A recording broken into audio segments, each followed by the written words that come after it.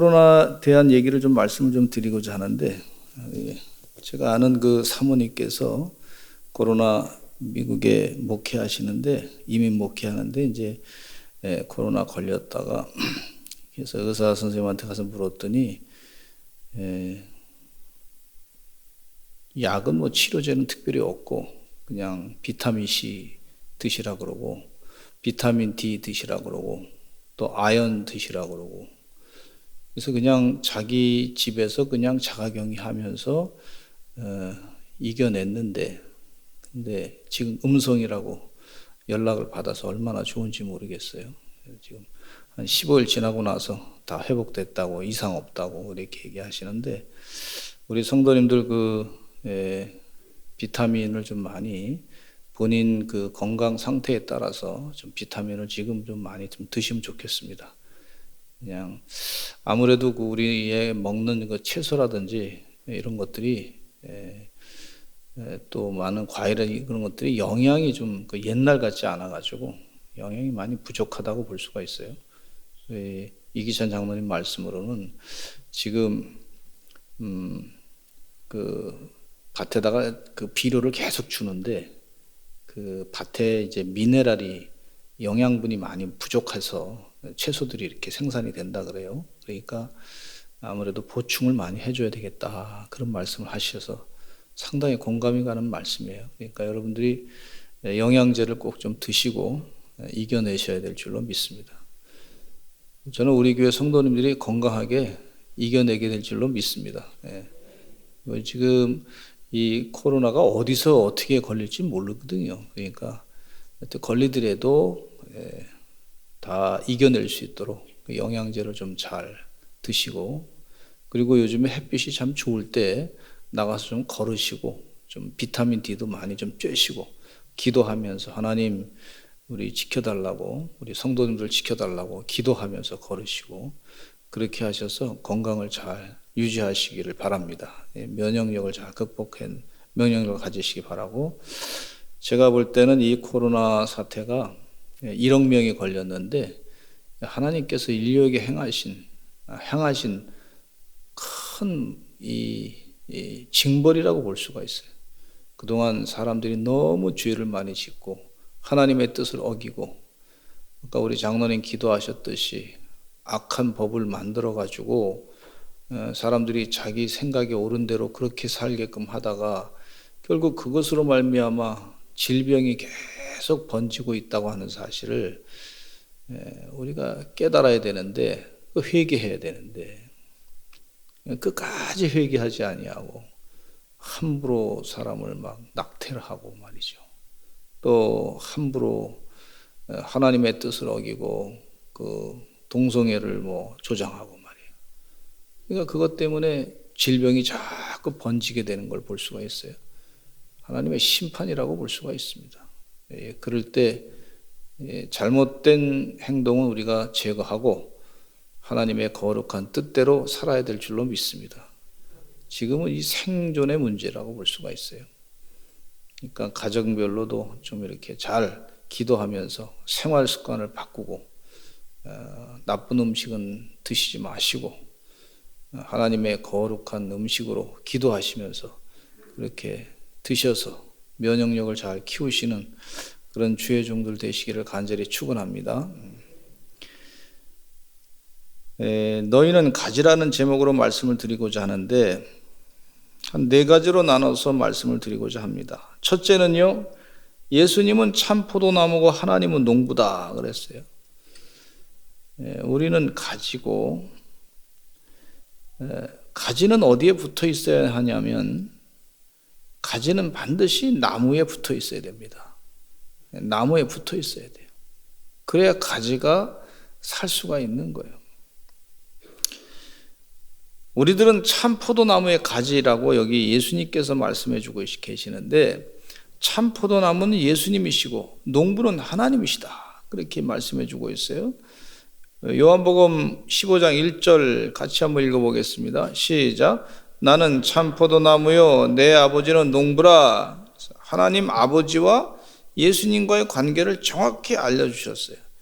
가지는요 자기 위치를 정확하게 아는 게 중요합니다. 하나님 아버지는 농부시고 예수님은 참 포도나무시고 나는 가지다. 가지가 어디에 붙어 있어야 되냐면 이 포도나무에 붙어 있어야지만 사는 거예요. 그래서 이 포도나무에 붙어 있어야 되겠다. 즉 우리 예수님으로부터 양분을 공급받아야 되겠다. 하나님 말씀을 공급받아야 되겠다 하는 그런 의지를 가지고 살아야 될 줄로 믿습니다. 예수님은 참 포도나무입니다. 나는 참 포도나무의 가지입니다. 즉 하나님으로부터 예수님으로부터 영향을 받는 존재입니다.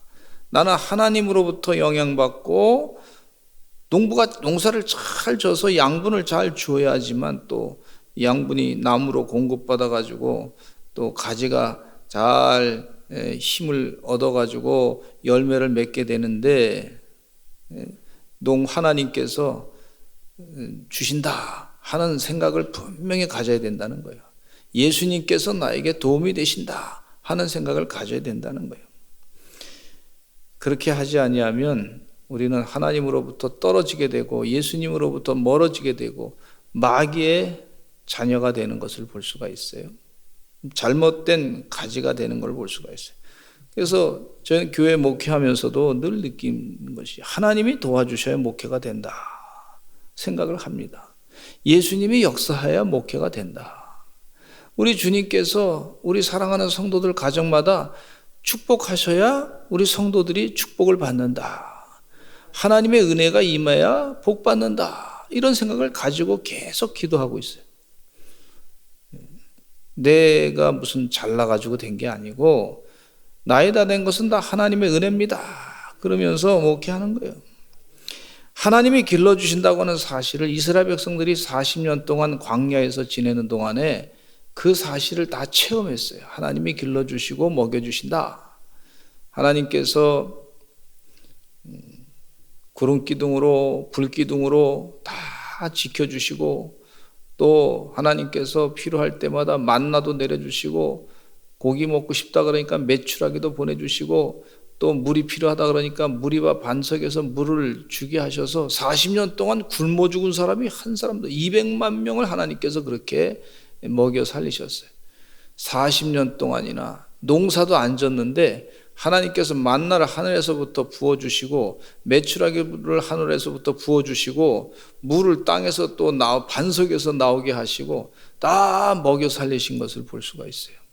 하나님이 도와주시니까 사는 거다 하는 사실을 깨닫게 됩니다. 그 사실을 다시 한번 또 말씀해 주는 내용이에요. 예수님은 참 포도나무고 하나님은 농부시고 우리는 가지입니다. 가지가 어디 붙어 있어야 되냐면 포도나무에 나무에 붙어 있어야 되고 그 포도나무는 농부 대신 하나님께서 또 양분을 부어주시고 또 물도 주시고 그래야지 사는 것처럼 이 관계를 정확하게 알아야 된다 하는 것을 말씀해 주고 있는 내용이에요. 여러분은 가지입니다. 가지가 어디서부터 은혜를 받아야 되냐면 하나님으로부터 은혜를 받아야 될 줄로 믿습니다. 두 번째는요, 열매 맺는 가지에 대해서 설명해 주고 있어요. 가지는 열매를 맺어야 됩니다. 가지의 역할은 열매 맺는 것이라고 예수님께서 분명히 말씀해 주고 있어요. 열매를 맺지 아니하면 아버지께서 제거해 버린다고 하셨어요. 열매 맺지 않는 가지는 다 잘라서 없애버린다 그렇게 말씀해 주고 있는데 요한복음 15장 2절에 예수님이 분명히 그 말씀을 하고 있죠. 같이 읽어보겠습니다. 시작. 물은 내게 붙어있어 열매를 맺지 아니하는 가지는 아버지께서 그것을 제거해 버리시고 물은 열매를 맺는 가지는 더 열매를 맺게 하려 하여 그것을 깨끗하게 하시니라. 열매를 맺지 아니하는 가지는 누가 잘라버리냐면 아버지께서 농부가 잘라버리신다 그랬어요. 예수님이 잘라버리는 게 아니라 아버지께서 잘라버리신다 그렇게 말씀해 주고 있어요. 그러나 열매를 맺는 가지는 더 열매를 맺게끔 이렇게 더 깨끗하게 그것을 만드신다 그렇게 말씀해 주고 있어요. 우리가 가지로서 열매를 맺기 위해서 늘 기도해야 될 줄로 믿습니다. 하나님 도와주셔서 제가 열매를 잘 맺는 삶을 살게 해 주시옵소서. 그렇게 구하는 주의 종들 다 되시기를 간절히 축원합니다.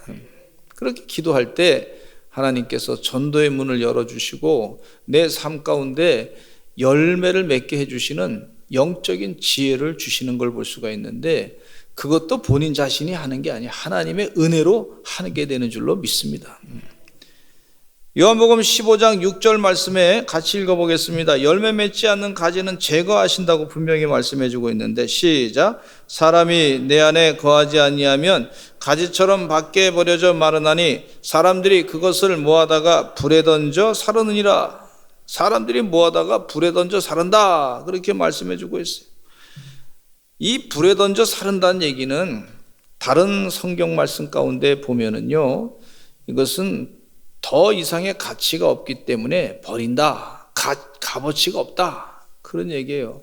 마태복음 13장 30절 읽어보겠습니다. 시작. 추수 때 내가 추수꾼들에게 말하기를 가라지는 먼저 거두어 불사르게 단으로 묶고 곡식은 모아 내 곡관에 넣으라 하리라. 가라지는 불사르게 단으로 묶어라. 그걸 다 이제 불살라서 필요가 없으니까 버리겠다, 그런 얘기죠. 예수님이 분명히 그 말씀하고 계세요. 또 마태복음 13장 39절로 42절 말씀에 이렇게 말씀해 주고 있어요. 시작. 가라지를 뿌린 원수는 마귀요 추수 때는 세상 끝이요 추수꾼은 천사들이니 그런즉 가라지를 거두어 불에 사르는 것 같이 세상 끝에도 그러하리라. 인자가 그 천사들을 보내리니 그들이 그 나라에서 모든 넘어지게 하는 것과 또 불법을 행하는 자들을 거두어내어 풀무불에 던져 넣으리니 거기서 울며 이를 갈게 되리라. 이 태워버린다고 하는 것은 없어지는 것뿐만 아니라 영원한 벌을 받는다 하는 그런 의미도 같이 있어요. 야, 영원한 벌을 받는데 불이 꺼지지 않는 곳에 가서 또 죽지도 않고 계속 타면서 얼마나 고통당하는지 말이죠. 그 지옥에는요, 음부에는 물이 하나도 없는 곳이다, 아주 바싹 마른 곳이다, 그렇게 얘기해 주고 있어요. 얼마나 고통을 당하는 것인지 몰라요. 그러므로요, 우리 가지된 우리는요, 절대 이 나무에서부터 떨어지면 안 돼. 따라서 합시다. 나무에서 떨어지면 안 됩니다. 나무 위에서 떨어지도 안 되겠지만 가지로서 나무에서부터 떨어지면 안 되는 거예요. 끝까지 교회 공동체를 떠나지 말아야 될 줄로 믿습니다. 어떤 사람은 성격이 급해가지고 좀 교회 신앙생활 하다가 뭐가 조금 수틀리면 말이죠, 교회를 옮긴다고 말이에요. 그럼 다른 데 또 옮겨서, 그럼 또 거기서 신앙생활 하다가 또 수틀리면 또 옮겨. 수틀리면 또 옮겨. 그럼 열매를 맺을 기회가 없어요. 여러분, 주의 은혜 가운데 하나님께서 뭔가 나를 바꾸시려고 하는구나, 이게 좀 불편한 마음이 있어도 참고 견디시면서 자꾸 신앙생활 하시기를 간절히 축원합니다. 이 김양재 목사님이 그런 말씀하고 계세요.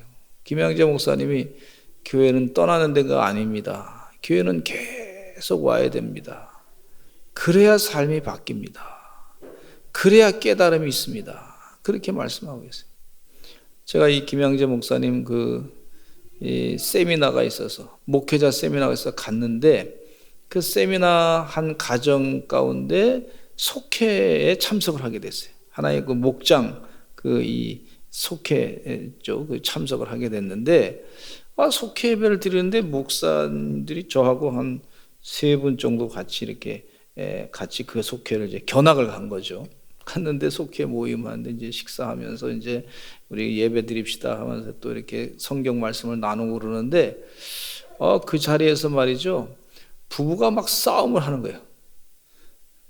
부부가 막 서로 뭐 불편함이 있어가지고 막 싸우고, 시작을 어떻게 시작했냐면, 내가 요즘에 교회로 옮겨야 될 것 같다고 뭐 그런 얘기를 이제 남편이 시작을 하니까, 왜 옮기냐고 그러냐고 그랬더니, 결국은 그 내용이 뭐냐면 부부간의 관계가 상당히 불편한 거야.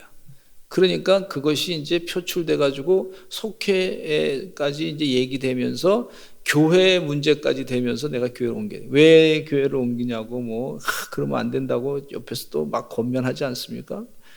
그러니까 또 이제 나오는 거예요. 그러더니 이제 부인이 어떻고 남편은 또 어떻고 뭐 부인이 또 막 얘기하니까 서로 거기서 막 싸움 붙어가지고 난리가 났어요. 그래서 가만히 듣다 보니까 저분이 다음 주에는 교회 절대 안 나올 것 같고 속회도 안 나올 것 같다, 그렇게 생각을 했는데 목장님이 뭐라 하시냐면, 목사님 오늘 처음 오셨으니까 놀라셨죠? 그래도 우리 교회는 나옵니다, 그러더라고. 진짜 그런 가정이 많더라고. 그러면서 처음에는 막 힘들었는데 그런 가정들이 말이에요, 가정에 문제가 많잖아요.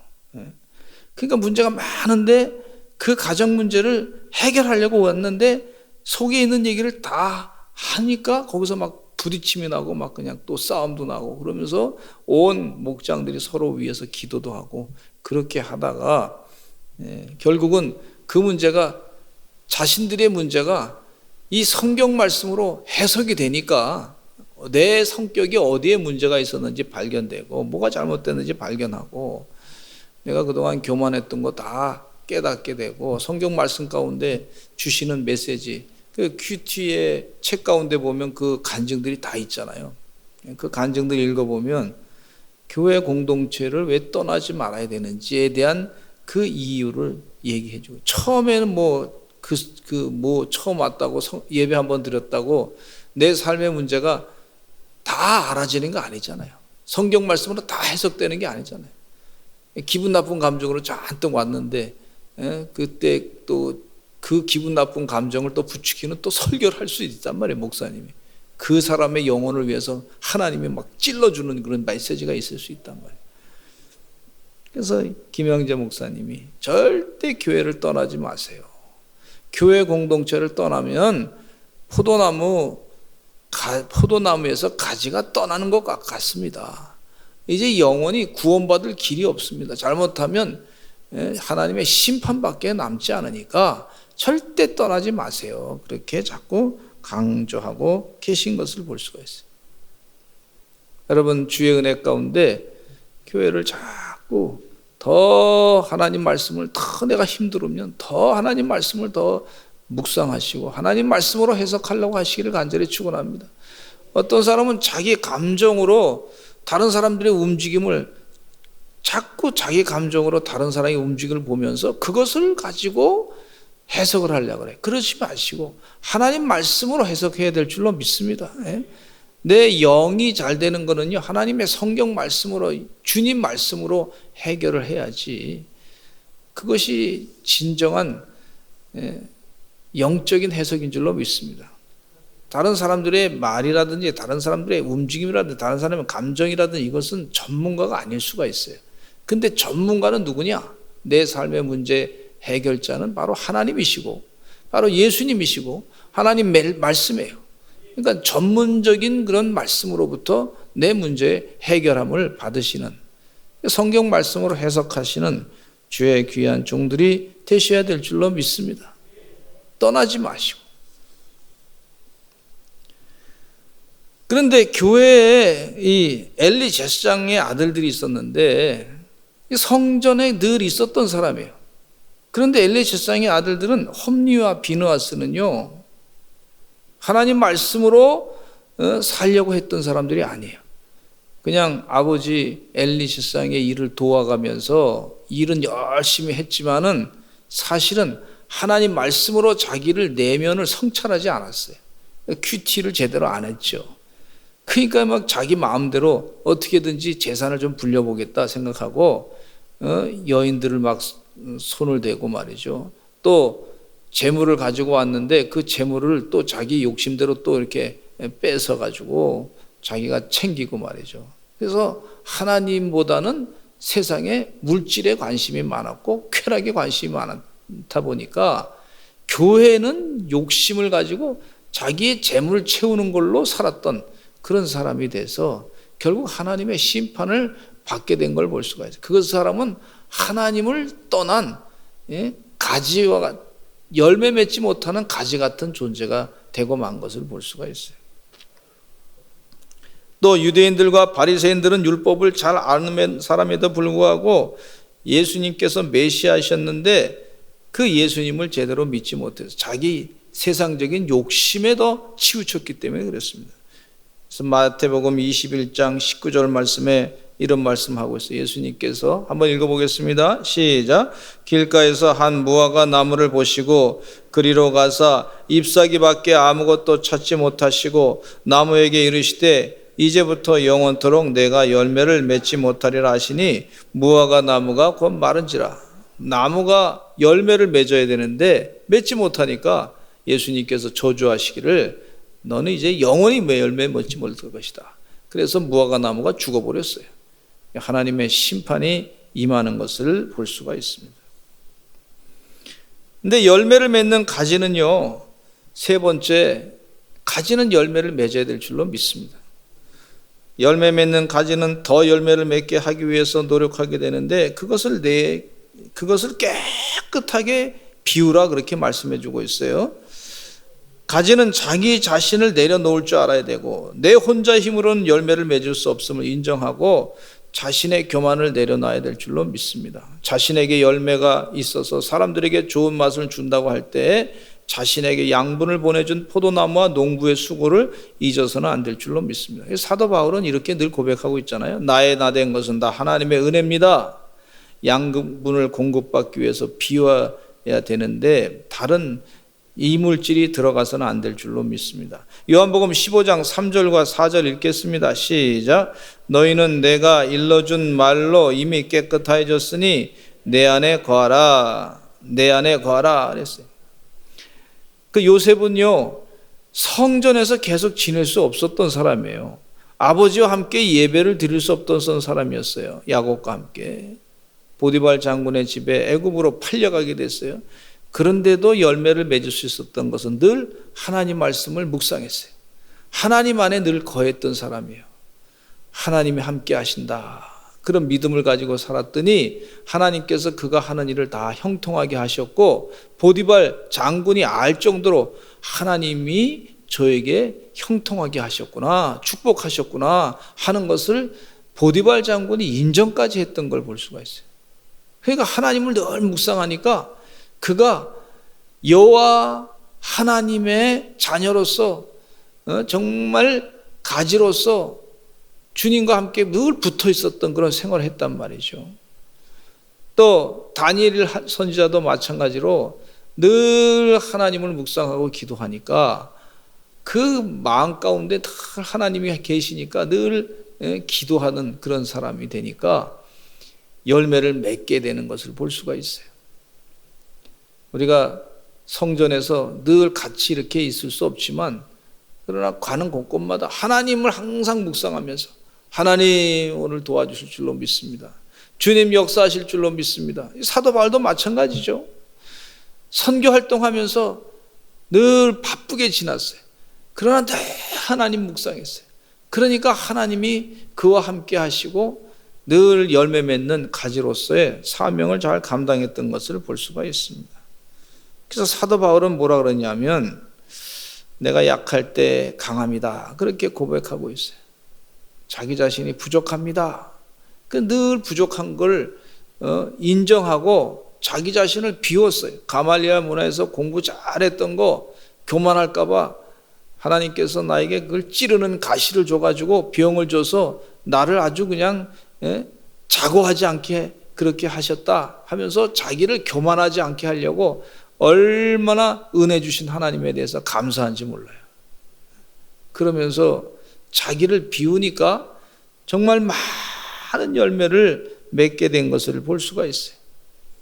깨끗하게 하는 영적인 삶을 살았던 것을 볼 수가 있습니다. 모세는 바로의 궁정에서 교육을 받았을 때 40살까지 바로의 궁정에서 지내는 동안에 그가 자기 힘으로 이스라엘 백성들을 구해낼 줄 알았단 말이죠. 그러나 애굽의 좋은 궁정에서 떠나서 이제 40년 동안이나 미디안 광야에서 지내는 동안에 궁정에서 지냈던 그 뗏물을 전부 베끼신 거예요. 하나님께서 다 빼놓으신 거예요. 다 빼놓으신 거예요. 그러니까 다 빼놓고 나서 80세 됐을 때에서 하나님이 쓰시는 것을 볼 수가 있어요. 주의 은혜 가운데 하나님이 나를 사용하기 전까지 다 잘못된 육신의 정욕, 혈기, 이 모든 걸 다 빼내는 그런 훈련을 감당하시기를 간절히 축원합니다. 그리고 하나님이 또 사용하시더라고요. 하나님이 쓰실 때는 오히려 약할 때 바싹 몸이 막 80세 된 할아버지가 말이죠, 기운이 다 빠진 것 같은 모습이었을 때 하나님이 또 쓰시더라고요. 그러니까 하나님이 사용하시니까 능력도 주시고 눈빛이 흐려지지 아니하게 하시고 그렇게 하나님이 하시는 줄로 믿습니다. 여러분, 이 하나님의 능력을 믿으시면서 나를 자꾸 내려놓을 줄 아시는 주의 종들이 되시기를 간절히 축원합니다. 요한복음 15장 10절 말씀에 이런 말씀이 있어요. 같이 읽어보겠습니다. 시작. 내가 아버지의 계명을 지켜 그의 사랑 안에 거하는 것 같이 너희도 내 계명을 지키면 내 사랑 안에 거하리라. 자기를 비워가지고 내려놓으니까 하나님 말씀으로 가득 채우니까 주의 계명이 그 주의 계명밖에 안 보이는 거예요. 그 주의 계명을 지키다 보니까 그리스도의 사랑 안에 거하게 되는 거예요. 예수님이 가득 찬 거예요. 나를 내려놓고 주님으로 가득 채우니까 그렇게 변화된 것을 볼 수가 있어요.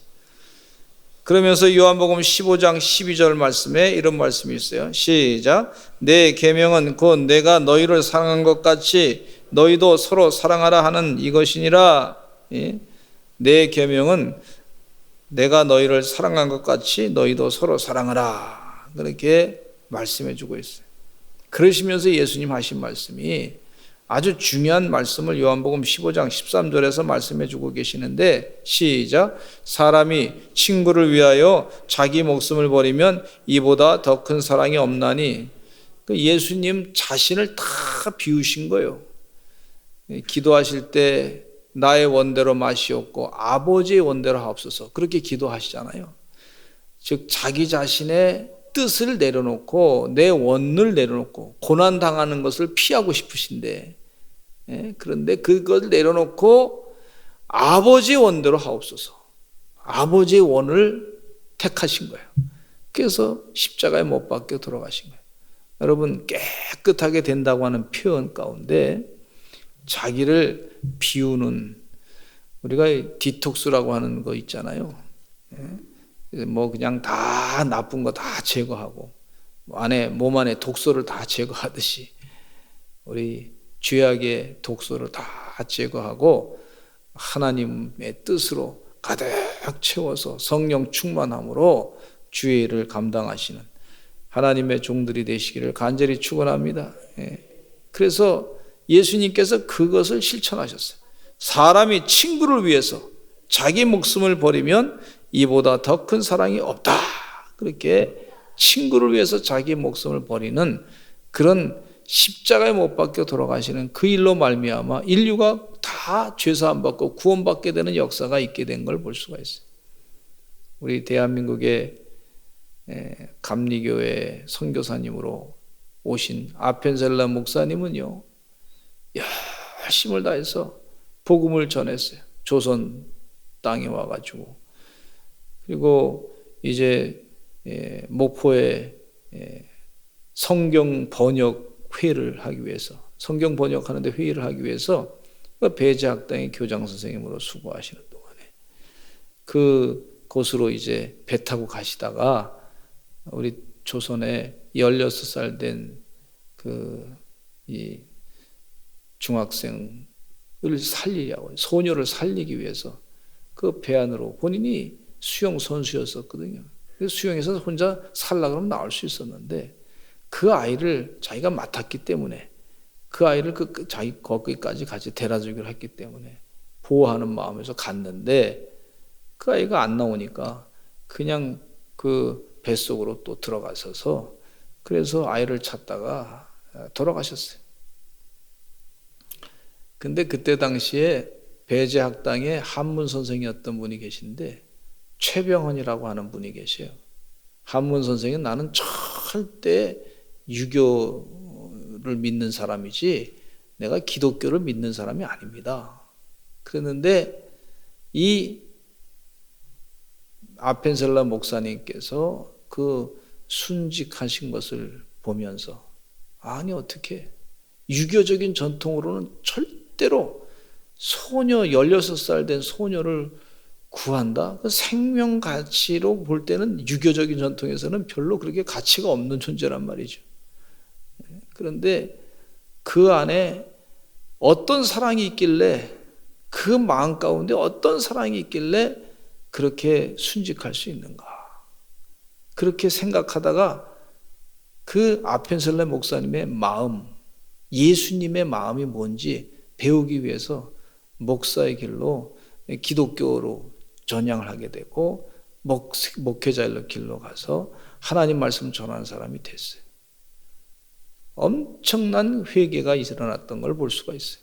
나는 유교 전통 가운데 있었던 사람, 나만 생각하고 교만하게 살았던 사람인데 저의 마음 가운데 있는 그 예수님의 사랑이 무엇인가 배우기 위해서 그렇게 변화됐던 것을 볼 수가 있어요. 자기를 비우면 예수님으로 가득 채워지게 되는 줄로 믿습니다. 유교 전통을 다 내려놓고 비우게 되니까 주님으로 다 바뀌어지게 되고 복음을 전하는 하나님의 귀한 일꾼이 되는 줄로 믿습니다. 마지막으로 열매 맺기를 구하시기를 바랍니다. 내 힘으로 안 되니까 기도하시기를 바랍니다. 따라서 합시다. 옆에 사람과 인사하시죠. 기도하세요. 할렐루야. 요한복음 15장 7절과 8절 읽겠습니다. 시작. 너희가 내 안에 거하고 내 말이 너희 안에 거하면 무엇이든지 원하는 대로 구하라. 그리하면 이루리라. 너희가 열매를 많이 맺으면 내 아버지께서 영광을 받으실 것이요 너희는 내 제자가 되리라. 너희가 내 안에 거하고 내 말이 너희 안에 거하면 무엇이든지 원하는 대로 구하라. 그리하면 이루리라. 여기 무엇이든지라는 얘기 가운데 우리 주님이 내 안에 거하시고 주님의 말씀이 내 안에 있으면 무엇이든지 원하는 주님 말씀을 따라서 기도하면 다 원하는 대로 구하라. 그러면 이룰 것이다. 그렇게 말씀해 주고 있어요. 그러면 참된 제자가 될 것이다. 할렐루야. 우리 하나님 말씀을 따라서 자꾸 기도하시기를 간절히 축원합니다. 요한복음 14장 13절에도 보면 이런 말씀이 있어요. 시작. 너희가 내 이름으로 무엇을 구하든지 내가 행하리니 이는 아버지로 하여금 아들로 말미암아 영광을 받으시게 하려 함이라. 내 이름으로 무엇을 구하든지 내가 행할 것이다. 예수님께서 행한다. 이렇게 말씀해 주고 있어요. 여러분 지금 코로나 사태 때문에 참 선교하기가 어려운 상황이라고 합니다. 그런데 구하고 찾고 문을 두드리면 하나님께서 또 길을 열어주실 줄로 믿습니다. 오히려 전도의 문을 열어주실 줄로 믿습니다. 이 믿음을 가지고 소망을 품고 계속해서 기도하시는 하나님의 종들 되시기를 간절히 축원합니다. 기도하겠습니다. 하나님 아버지 감사합니다. 열매 맺기를 간절히 사모합니다. 전도의 문을 열어 주시옵소서. 말씀을 따라서 기도하게 하시니 감사합니다. 응답받는 주의 종들 다 되게 하여 주시옵소서. 기적이 상식이 되는 하나님의 종들의 간구가 되게 하여 주시옵소서. 예수님의 이름으로 기도드렸습니다. 아멘.